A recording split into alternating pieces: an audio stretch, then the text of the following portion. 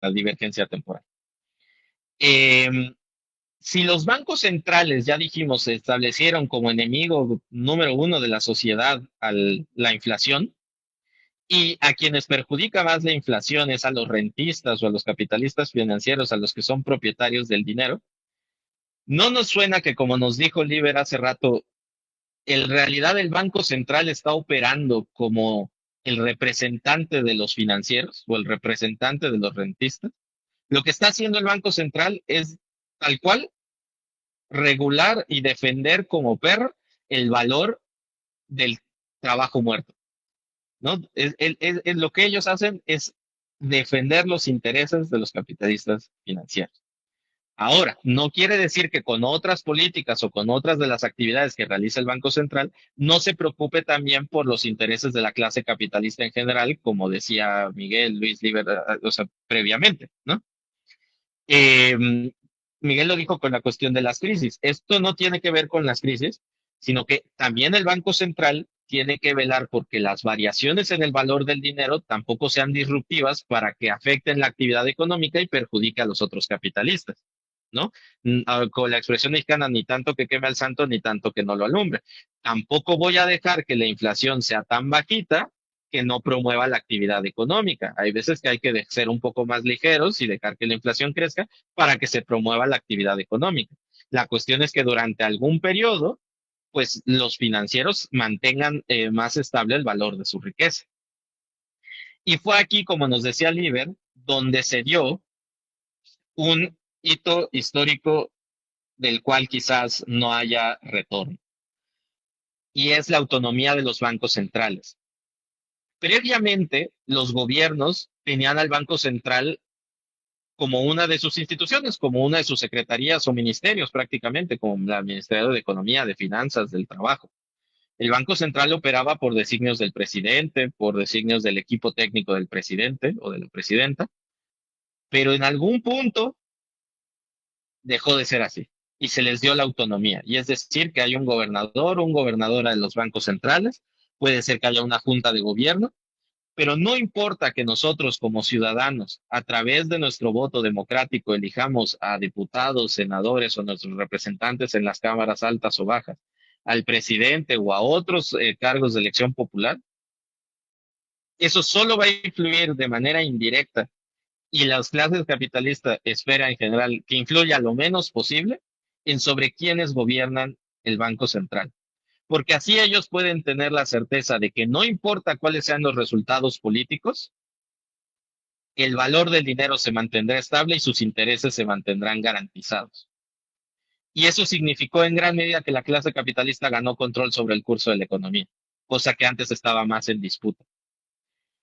Y eso es algo que va a ser muy difícil de revertir, porque, por ejemplo, hace poco hubo elecciones en México y vemos, o sea, desde el presidente Andrés Manuel López Obrador, que muchos lo consideraban súper revolucionario y súper, no sé, transformador, y lo que dijo fue, la autonomía del Banco Central no se toca. Se repitió con Claudia Sheinbaum, la autonomía del Banco Central no se toca. Y si ustedes repiten, si nos escuchan en otras partes de Latinoamérica, el mismo ejercicio, hay de aquel que se atreva a cuestionar la autonomía de un banco central, porque es peligrosísimo. El poder de los dueños del dinero es tan grande que en ese mismo instante pueden provocar un buen de cosas. Dejan de invertir o sacan todas sus inversiones. Hay muchas inversiones que no son físicas en el país, que son dentro de estos mercados de capital ficticio, le llaman de cartera. Se van. Estos les llaman también capitales fugaces o capitales golondrinos, creo algo así como en el lenguaje mexicano. Y es porque se pueden ir muy rápido, el dinero fluye muy rápidamente. Si se cuestiona la autonomía, eso se va. Y otra cuestión también muy importante es el tipo de cambio. Si se pierde, si se atreven a decir que se quita la autonomía, entonces puede ser que tu moneda se devalúe muchísimo y dependiendo cuál sea la principal actividad económica del país, puede generar una disrupción muy grande en la economía, una recesión, una crisis. Entonces políticamente se vuelve casi inviable. ¿Cómo revertir que los centrales ya no sean autónomos? va a ser algo muy difícil, porque además tenemos este trauma latinoamericano de que porque el gobierno controlaba el Banco Central, mejor le damos la autonomía para que no haya inflación, ¿no? Entonces ese trauma también nos impide a nosotros verlo como una justificación suficiente para deshacerlo. Y pues, ¿qué ha ocurrido? Como nos dijo Liber, durante todo este periodo neoliberal de autonomía de los bancos centrales en Occidente, estancamiento, menor actividad económica, porque lo que importa es mantener el valor del dinero para que los capitalistas financieros o los rentistas mantengan su riqueza. A mí me gustaría comentar, ahora que mencionas todo esto, bueno, yo no estoy estudiando economía, yo estoy estudiando ciencias políticas, entonces, un poco sobre la teoría del Estado, desde la que yo parto, que es eh, bueno, de Gustavo Bueno, ¿no? Este, Dentro de su teoría del Estado hay tres ramas, tres capas y dos vectores de poder, ¿no? Dentro de estas tres capas de poder está en la capa basal, la capa cortical y la capa conjuntiva, ¿no? La capa conjuntiva, digamos que son la división de los tres poderes, el ejecutivo, el judicial y el legislativo, ¿no? En la capa basal estarían como la base en Marx, ¿no? Que serían los poderes económicos, ¿no? Los que organizan eh, la producción nacional, que sería el poder gestor, el poder redistributivo y eh, el poder planificador. Eh, bueno, la capa cortical sería de cosas de, de relaciones internacionales, ¿no? Eh, pero me parece algo no gracioso, pero sí eh, contradictorio, ¿no? En lo que se tiene hoy como, o lo que se concibe como la democracia liberal. Y generalmente se opone la dictadura a la democracia, ¿no? Cuando realmente lo que tenemos en la democracia es la capacidad de influir en los representantes del poder ejecutivo, ¿no? O bueno, con las reformas de que hizo el Morena, ¿no? Eh, AMLO, pues también ahora tenemos la posibilidad de influir en el poder legislativo, ¿no? Pero más allá de eso, pues, pues digamos que el resto de poderes siguen siendo parte de la dictadura pues de la clase que está en el núcleo, ¿no? En el poder, que es la burguesía, ¿no? Esa es como la democracia realmente existente, ¿no? Bueno, eso sería lo que quería comentar. Yo quería mencionar que efectivamente es muy complicado ya hablar en contra de esta autonomía, pero pues yo creo que además de las dificultades que señala Sebastián, también me parece que desde la economía podría decirse que falta un poquito de imaginación para proponer alternativas, aunque la verdad esto sería un poco erróneo porque la mayor parte de la historia no hemos tenido esta cuestión de la autonomía de los bancos centrales. Hemos tenido bancos controlados por el gobierno que, que están orientados a funcionar para la política económica de los gobiernos en turno. Pero quizás a eso le falta un poco de modernización, replantearlo y además obviamente hacer una discusión pública hasta que se pueda disputar esta hegemonía de punto de vista. Y eso pasa tanto por los medios como por la academia, a mi parecer.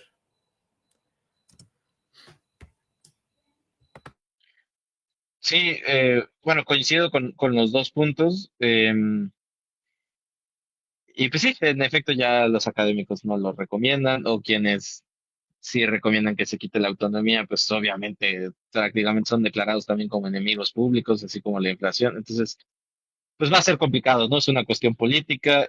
Países que no tienen autonomía de los bancos centrales, por ejemplo, Rusia, ahora que Estados Unidos entró en guerra económica, bueno, siempre, pero ahora más fuerte con ellos. demostró que el hecho de que no haya autonomía del Banco Central les permitió salir adelante. Entonces también tiene grandes ventajas, pero ah, no sé, esa lucha ideológica la llevamos perdiendo desde hace 40 años, entonces no estoy seguro que pronto vaya a cambiar. Ya el futuro dirá. Avanzando en la presentación, y entonces ahora me gustaría regresar a un tema que ya antes había dicho, ¿no? Que el oro ya íbamos a hablar más adelante sobre él. Y pues la pregunta es, ¿y el oro? Yo les había dicho que pues el valor del dinero no es el valor del oro. Pero ahora les quiero hablar sobre qué sí es el oro. Y el oro ha servido durante toda la historia del capitalismo como el dinero mundial. ¿Qué es el dinero mundial? Porque pues cuando uno lee el texto de Marx suena hasta tan literario que hasta hay veces que ni te preocupas por la teoría, sino más por como suena, ¿no? Suena bonito. Em, ¿Qué significa que el oro sea el dinero mundial? Es que sirve como medio internacional de pago. Todos sabemos que los países importan y exportan, ¿no? Hay países que exportan más de lo que importan, como es el caso de China, o hay países que importan más de lo que exportan, como es el caso de Estados Unidos. En los tiempos en los que se ha utilizado el oro como dinero mundial, lo que pasaba es que los países que tienen un superávit comercial, es decir, exportan más de lo que importan, exigen el pago de todas esas cosas. Y ese pago se ha llevado a cabo en oro. Por ejemplo, después de la Segunda Guerra Mundial, Estados Unidos tenía mucho oro, tanto de manera legal como ilegal, ¿no? Tanto el que se robaron como el que se ganaron. Y entonces, después de la Segunda Guerra Mundial y la reconstrucción y la reactivación económica de Japón, de Alemania o Europa en general, Estados Unidos empezó a importar muchas máquinas y muchos productos de estos países. ¿Y cómo le tenía que pagar Estados Unidos a estos países con superávit comercial? Con oro. Entonces, tal cual, y esto sí, véanlo como una imagen visual, había en el depósito de la Reserva Federal de Estados Unidos lingotes de oro que en el momento en el que el superávit de Alemania o de Japón crecían, o el déficit comercial de Estados Unidos crecía, que es lo mismo, solo dicho de un lado o del otro, dependiendo de quién es propietario y qué, cuando Estados Unidos incurría en este déficit, los lingotes de oro tenían que ser trasladados de la Reserva Federal al Banco de Alemania o al Banco de Japón, ¿no? Ya fuera en barco, que es lo más fácil, o de cualquier otro modo. Y así es como se llevaban a cabo las transacciones. Yo te pago en oro todo lo que tengo que importar de ti. El problema es que Alemania y Japón empezaron a exportar muchísimo y Estados Unidos empezó a importar muchísimo. Entonces llegó un año, que es el año de 1971, en que el presidente Richard Nixon dijo, no, ¿saben qué? Ya no les vamos a pagar sus exportaciones en oro. Ahora se las vamos a pagar de otra manera, con el dólar. Y todos fue como, ok, pues no estoy de acuerdo, pero no estás de acuerdo, tengo un ejército suficientemente poderoso como te recuerdo de la última guerra donde ustedes perdieron. Así que no me importa si están de acuerdo, yo les voy a pagar en dólares. Y esto también fue un hito en la historia del capitalismo, porque el dinero mundial dejó de ser el oro y comenzó a ser el dólar. Sí, Sebastián, lo que comentabas es el tratado de Bretton Woods, ¿verdad? en el Tratado de Bretton Woods es donde se acordó, entre muchas otras cosas, el pago del oro. Bueno, el Sí, pago de los saldos internacionales a través del oro. Porque Keynes dio otra idea, pero no le hicieron caso. Más adelante hablaremos justo de eso. sí, vale, vale. Luego eso se cambió en el 71, ¿no? Exactamente. Y aquí quiero introducir esto del imperialismo monetario, porque hablábamos de que los bancos centrales tienen acción tanto a nivel nacional como a nivel internacional, ¿no? Y si tú, Estados Unidos, impones el uso del dólar como el dinero mundial para el intercambio internacional de mercancías, en ese entonces el más importante, el petróleo, ¿no? Esto que llamaban de los petrodólares, todos los contratos de petróleo empezaron a establecer en dólares. Y también algo muy importante, los bancos centrales ya no tenían que acumular oro en sus reservas, lo que tenían que hacer era acumular dólares.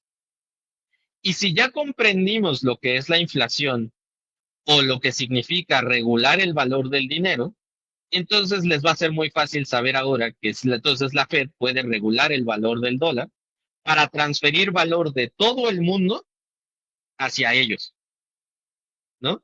Si Estados Unidos determina parcialmente el valor del dinero mundial, y que de hecho en este caso parcialmente es en gran medida, porque lo pueden crear con la intención de inundar el mundo de dólares o no hacerlo, entonces están transfiriendo el valor generado, el valor producido a través de la explotación de muchos trabajadores del resto del mundo hacia su país, ¿no? Y también otra cosa que empezó a ocurrir a partir de esas épocas, que digamos también hay muchos que lo señalan como el inicio del neoliberalismo global, es que si entonces todos los capitalistas ricos de los países que exportan son dueños ahora de muchísimos dólares, entonces, ¿qué puedo hacer con estos dólares? Y pues una es comprar mercancías o pues lujos, joyas, cosas por ese estilo. Pero tienen demasiados dólares, no se los van a acabar en una vida o quizás en 30. Entonces, ¿qué hacen con nosotros? Estados Unidos empezó a ver cómo crecían sus mercados de capital ficticio de especulación a través de esos dólares que refluían de vuelta. Entonces, muchas de las burguesías nacionales son dueñas de acciones de las empresas de Estados Unidos. Yanis Varoufakis ha explicado esto en sus libros, en muchos de sus podcasts, si lo quieren escuchar, es muy bueno. Y gran parte, el poder de muchos de los monopolios de Estados Unidos en el mundo ha sido a partir de este reflujo de dólares, porque pues entonces los ricos dicen, ¿sabes qué? Le voy a apostar a las empresas gringas con este dinero. Eh, Esto provocó que la Fed se convirtiera prácticamente en el banco central de los bancos centrales del mundo, ¿no? Y ningún país o ningún banco central de algún país puede tomar decisiones con plena soberanía o con plena autodeterminación. Tienen que observar qué es lo que está haciendo Estados Unidos para después ellos actuar en respuesta.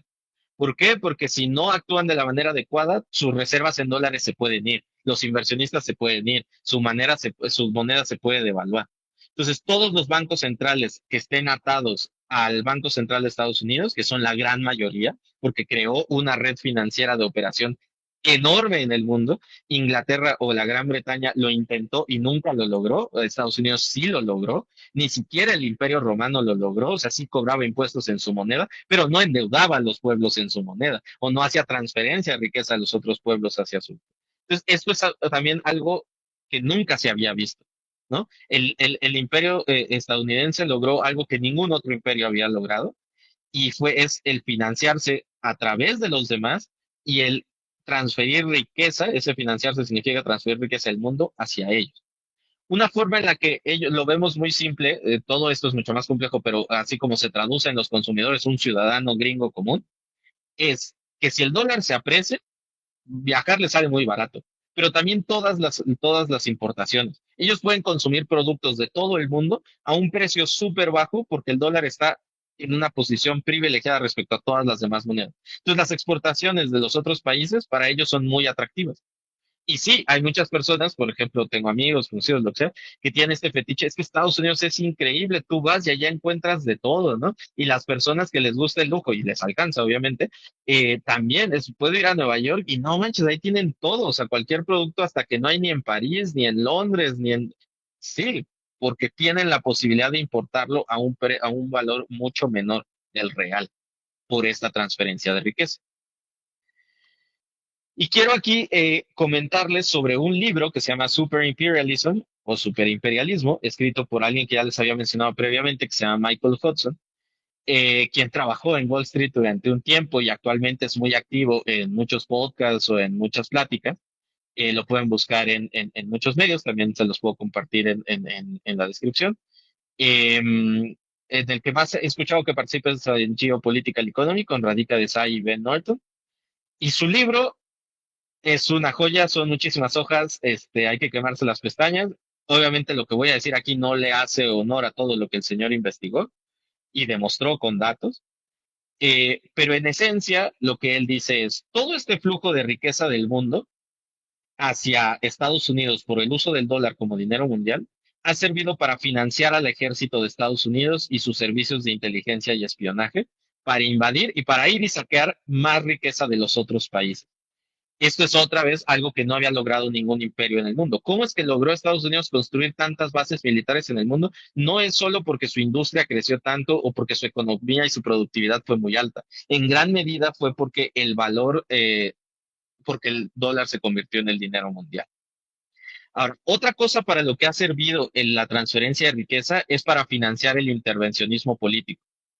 Ellos son quienes poco a poquito han creado mayores tratados comerciales, han profundizado su sistema financiero y también han creado instituciones internacionales o multilaterales donde ellos tienen poder de veto, donde tienen la mayor parte accionaria, donde ellos toman las decisiones, donde ellos colocan a los dirigentes y todo esto les sale prácticamente gratis, lo estamos pagando el resto del mundo, ¿no?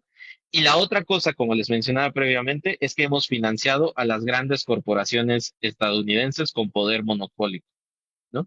Y han hecho muchas otras cosas, les recomiendo leer el libro, por eso él ya no le llama imperialismo, sino es un superimperialismo, porque el hecho de convertir al dinero, al dólar en dinero mundial, le dio todavía un grado superior al imperialismo que conocíamos antes. Y esto fue aparejado con el neoliberalismo global. Ya estamos muy próximos a terminar las diapositivas. Eh, y esto nos trae a algunas cosas como las que habían mencionado Luis Oliver de los sueños, ya sea de los libertarios o de algunos teóricos económicos. Y uno de ellos, por ejemplo, es la dolarización, ¿no? Que de la cual también habló Milei y muchos votaron por él creyendo que un peso argentino se iba a convertir en un dólar, que eso significaba la dolarización y por eso les convenía mucho. Bueno, la primera pregunta que nos podríamos hacer, ¿el dólar, ya que es el dinero mundial, nos conviene tenerlo como moneda local? Todo en la vida tiene ventajas y desventajas, ¿no? Todo es bueno y malo al mismo tiempo. La cuestión es entender por qué y de qué manera. Ventajas de usar imaginemos que la economía mexicana se dolarizara. ¿Cuáles son las ventajas? Bueno, pues la inflación estaría más controlada, ese riesgo se reduce. Y todos los inversionistas internacionales de cartera, ya sea pues, principalmente especulativa, pueden tener la certeza de que el valor de sus inversiones va a ser estable. Esas son las ventajas. La verdad es que no son muchas. ¿Cuáles son las desventajas? Y aquí creo que sí son muchas. Una es que perdemos la posibilidad de aplicar políticas monetarias para fomentar el crecimiento. Que de hecho ahorita ya ni siquiera las aplicamos porque el objetivo del Banco Central es la inflación y no es el crecimiento. Pero también si hay una crisis, no existe la posibilidad de aplicar una política monetaria para activar la economía y salir de ella. Y por consiguiente también aumenta la dependencia a las decisiones externas, a las de Estados Unidos, e impide la posibilidad de devaluar la moneda para poder exportar más. Por ejemplo, México es un país que exporta muchísimo. El crecimiento de México ha estado sostenido mayoritariamente por las exportaciones. Si no se devaluara el peso, las exportaciones serían menos atractivas, como le pasó a Japón y cayó en esas décadas perdidas. Entonces, dolarizar la economía hace que tus exportaciones ya no sean atractivas. Y si no tu país ya no va a crecer por el lado de las exportaciones, tienes que ver hacia dónde se van a ir. Y finalmente, necesitas muchísimas más reservas de dólares de las que tenías antes. Y eso es una restricción muy grande. Milei lleva poco más de un año y esa economía no se va a dolarizar y fue una mentira y nunca en la vida van a poder dolarizar porque necesitarían un montón de dólares y justo lo que no tenían eran dólares. Justo por eso tenían el problema. Y si bien ahora están creciendo sus reservas de dólares por un trabajo que le hizo Cristina Fernández 8 años atrás, que fue el invertir en el sector de gas y petróleo, eh, pues aún así, si quisiera dolarizar, tendría que ahorrar durante varios años las reservas de dólares para poder siquiera pensar en hacerlo. Y hay otras personas que dicen, bueno, está bien, no hagamos el uso del dólar como el dinero en nuestro país, porque pues ya vi que las desventajas son muchas, pero pensemos en algo como el euro, ¿no? Como pensaban en el Mercosur, una moneda común en nuestra región. ¿Qué ventajas tiene y qué desventajas tiene? Las ventajas son muy parecidas a las anteriores. Además, elimina la volatilidad cambiaria, facilita el comercio entre los países, ya no hay que estar haciendo transacciones internacionales. También permite que haya mayores inversiones porque ven esa región más unida, más cohesionada. Y como había dicho, mantiene la inflación controlada como antes. Y facilita el hecho de que pues también las transacciones internacionales en la reserva es más fácil porque la unidad de cuenta es la misma. Ahora, ¿cuáles son las desventajas? Las mismas que dolarizar la economía, y las que ya se enfrenta actualmente la comunidad de la zona euro, ¿no? Recordemos que la zona euro es más chiquita que la comunidad europea o la Unión Europea, porque no todos los países entraron, pero países, por ejemplo, como Grecia o como España o como Italia, la han sufrido muchísimo. Y es porque para evitar problemas de inflación o para evitar problemas de todo tipo, la política fiscal tiene que ser mucho más restrictiva. Y entonces impide que los países puedan invertir más. Entonces España o por ejemplo Grecia para poder salir de su crisis no podía invertir más, el gobierno no podía emitir dinero, no podía hacer una política monetaria activamente para salir de la crisis porque no controlan la moneda, quien la controla es el Banco Central Europeo. Y la otra es lo mismo que pasó con Italia, España y Grecia, que las desigualdades estructurales que ya existían antes de que se formara la zona euro se mantuvieron. ¿Qué es lo que ha ocurrido? Que entonces se invierte más en los países poderosos de la región, como Alemania, y entonces provoca una desindustrialización parcial de los otros países, y entonces ahora tienen los problemas de migración, donde ya hay personas migrando hacia los países ricos, no solo africanos, sino incluso dentro de los mismos europeos, y se están quejando de eso. Pero pues es que si provocan desempleo, la desindustrialización genera desempleo, pues obviamente va a haber migración hacia esos países. Algo muy importante, y es que siempre que se renuncia a una moneda local en favor de otro país o una supranacional, se está perdiendo soberanía. Y eso significa que tu burguesía nacional ya está más supeditada a los acuerdos con las burguesías de otros países o con la burguesía de otros imperios. Entonces, ahí tú incluso dentro de tu país, por ejemplo, puedes ponerte a negociar con la burguesía de tu país para hacer algunas políticas. Ahí ya ni siquiera podrías hacer eso, porque la burguesía de tu país no te va a responder. Tendrías que ir a negociar con la del imperio o con la de todos los otros países de las que hiciste región, eh, o un bloque económico. Y eso es mucho más complicado, o sea, se necesita un control político más grande. No estoy diciendo que la idea de Hugo Chávez fuera mala, solo estoy diciendo que implementarla era sumamente complicada. Y aquí apunto hacia uno de los límites que consideraba Marx del capitalismo, y es esta pugna o esta lucha, esta dicotomía entre internacionalización y naciones-estado, ¿no? No se logra superar por completo las naciones-estado. O sea, como que el capitalismo, prácticamente podríamos decir que es muy difícil para el capitalismo superar esto, y hasta que no pasemos a otra etapa civilizatoria es que podremos integrarnos mejor internacionalmente, ¿no?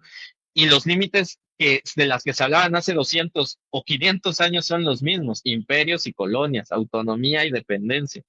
Y yo creo que mientras exista capitalismo no va a desaparecer estas dicotomías. Entonces, llegamos a parte de con lo que quiero concluir, que está muy hablado en todos los podcasts y en todas las noticias económicas y políticas del mundo en la actualidad, que son las disputas monetarias, ¿no? Todos hablan del término este de desdolarización. ¿Y qué es eso? Pues ya habíamos explicado antes qué significó convertir el dólar en el dinero mundial, y la desdolarización significa solamente que el dólar pierda, y solamente lo digo de manera irónica, el lugar de dinero mundial, lo cual sería gigantesco, porque entonces todo este superimperialismo, toda esta transferencia de riqueza del mundo hacia Estados Unidos se detendría. Y eso sería un cambio enorme. O sea, así como fue un cambio enorme para nuestros padres, nuestros tíos, nuestros primos, abuelos, el ver cómo el dólar se convirtió en el dinero mundial y de repente ya se tenían que preocupar todo el tiempo por saber a cuánto estaba el dólar cada día y por tener dólares y por ahorrar en dólares y todo esto, podría pasar a que entonces, bueno, tal vez sí tengo dólares, pero tal vez también tengo de otras monedas, o tal vez entonces mejor empiezo a comprar oro, o ya no hay algo que dé certeza por completo, ¿no? Sería una transformación en las vidas de las personas como ya les pasó antes. Y entonces surge la pregunta, que es parte de lo que habíamos dicho antes, de lo que decía Miguel de Bretton Woods. ¿Regresaríamos al oro como dinero mundial? Mi apuesta ahorita sería que sí, porque pues no parece que los países puedan ponerse de acuerdo, ¿no? No están en esos ánimos, y mucho menos Estados Unidos es el que menos está en ánimos de negociar. Hay otras alternativas, por ejemplo, Keynes propuso el Bancor, que era una moneda con la cual llevar a cabo las transacciones internacionales, lo que les platicaba de la salida de oro de la reserva de los bancos centrales de cada país, si eran superavitarios o deficitarios en su balanza comercial. Keynes proponía algo que fuera el Bancor, que fuera otra unidad de medida, aparte que esa no se utilizara para las transacciones comunes de nosotros, ciudadanos comunes y corrientes, sino solo para las transacciones internacionales. El problema es que a los imperios no les gusta porque tendrían que ceder y tendrían que estar negociando continuamente con nosotros. Otra posibilidad podría ser bloques regionales, ¿no? Como el Mercosur o los BRICS, el euro, la zona de Norteamérica, podrían quedarse bloques regionales, pero no resuelve por completo el problema porque siguen siendo como y cómo vamos a llevar a cabo las transacciones internacionales, ¿no? Entonces, esto está por verse, no sabemos qué va a ocurrir. Lo único que sabemos es que la lucha eterna, y como lo dijo Trump, eh, sí, bueno, él lo expresó de una manera alarmista para que su población lo apoyara, que si pierden al dólar como dinero de reserva en el mundo, se convertirían en un país de tercer mundo. No creo que fuera para tanto, pero tal vez sí. Eh, entonces Trump pues, refleja muy bien, la verdad es que me gusta porque él prácticamente todas las inconsciencias freudianas de los capitalistas tradicionales, él las tiene muy claras, ¿no? Y con su cinismo lo dice muy claro. Sí les interesa muchísimo mantener ese régimen, perderían todo su poder militar y muchos otros. Y quiero terminar con otra cosa que quizás Liber o Luis no mencionaron, pero ya iban hacia allá, y es el mito de las criptomonedas, ¿no? Porque los libertarios u otros nos hablan de que las criptomonedas os harán libres, ¿no? Nos vamos a poder escapar de ese maldito estado, de los malditos zurdos, si logramos hacer que las criptomonedas sea lo único que se utilice en el mundo. Lamentablemente la historia nos dice que el dinero siempre ha sido una cuestión estatal. Y es poco probable que los estados lo suelten porque las burguesías controlan a los estados y su riqueza está en ese dinero. Y si las criptomonedas ponen en peligro la riqueza de esas burguesías, no las van a adoptar. Los más ricos del mundo desprecian las criptomonedas como no tienen idea. Ustedes podrían escuchar a George Soros o podrían escuchar a Warren Buffett o pueden escuchar a Elon Musk o a su eh, capitalista preferido, al que idolatren, obtengan su nicho en su casa, y si bien pueden mentirles y decirles que inviertan en Dogecoin o lo que sea, se están burlando de ustedes. Hasta ahora, las criptomonedas no van a servir ni para democratizar la economía ni para descentralizar el poder del dinero, porque ese ya lo tienen los capitalistas. Y por eso no se están utilizando ni como medio de circulación, ni como medio de atesoramiento, ni como medio de pago internacional o nacional, y si no, o sea, como créditos, y si no funcionan así, no son dinero. Son activos financieros cuyo valor se basa en una escasez que fabricaron, como el Bitcoin, así tal cual. Por naturaleza fabricaron escasez en el Bitcoin, o puede ser artificial, y pues lo que determina su valor es la especulación respecto al futuro. Ellos creen en este mito de que las criptomonedas borran las relaciones sociales de producción y la propiedad de los medios de producción.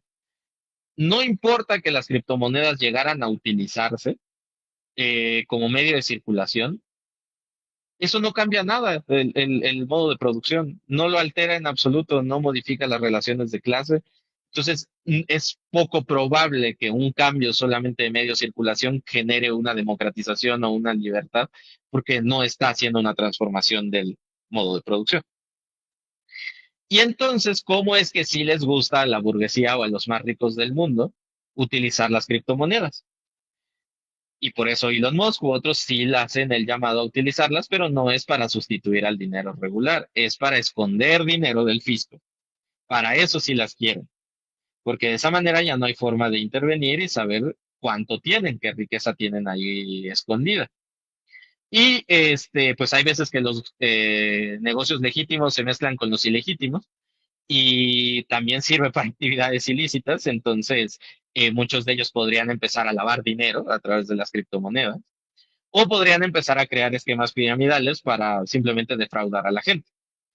Lo que es más probable es que nunca se lleguen a ocupar las criptomonedas en el sentido en el que los libertarios quieren, sino más bien monedas digitales de Banco Central o CBDC por sus siglas en inglés.